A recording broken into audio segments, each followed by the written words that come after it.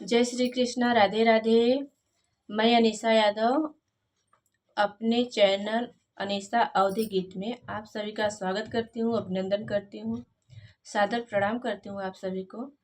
आज हम लोग एक छोटा सा देवी माँ का गीत लेकर के आए हैं और आप लोग पूरा सुनिएगा और पूरा सपोर्ट कीजिएगा। और कमेंट अच्छा लगेगा तो कमेंट में ज़रूर बताइएगा कि आप लोग का हमारा गीत कैसा लगा, और पूरा सुनेंगे तब समझ में आएगा।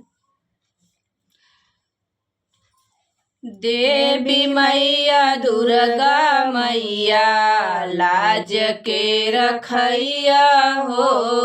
देवी मैया दुर्गा मैया लाज के रखैया हो। माता दिहलु पिता दिहलु दिहलु बहिनिया हो। माता दिहलु पिता दिहलु दिहलु बहिनिया हो। देवी मैया भैया दैदा राखी बनवैया हो। देवी मैया भैया दैदा राखी बनवैया हो। देवी मैया दुर्गा मैया लाज के रखैया हो। देवी मैया दुर्गा मैया लाज के रखैया हो। सास दिहलु ससुरु दिहलु दिहलु ननदिया हो। सास दिहलु ससुरु दिहलु दिहलु ननदिया हो। देवी मैया देवरा देदा होली खेलवैया हो। देवी मैया देवरा देदा होली खेलवैया हो। सास दिहलु ससुर दिहलु दिहलु ननदिया हो।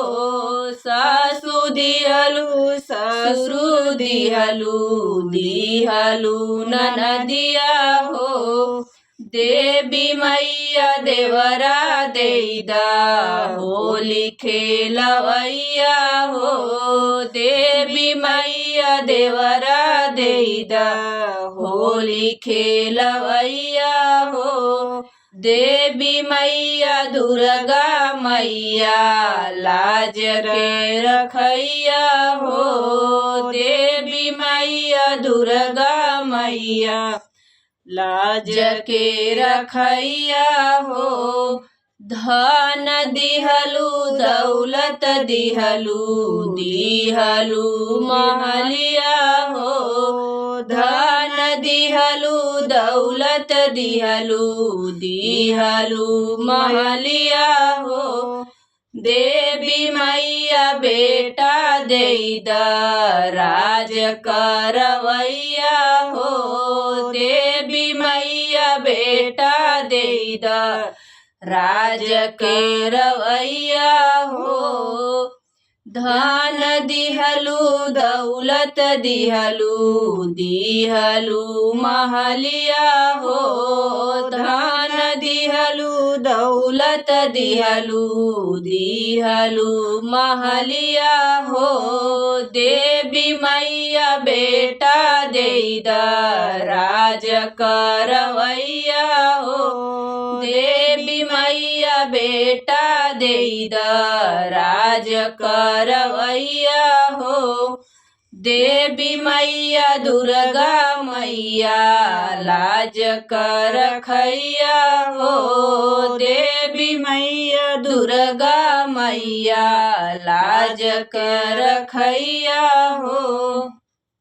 धन्यवाद सुनने के लिए।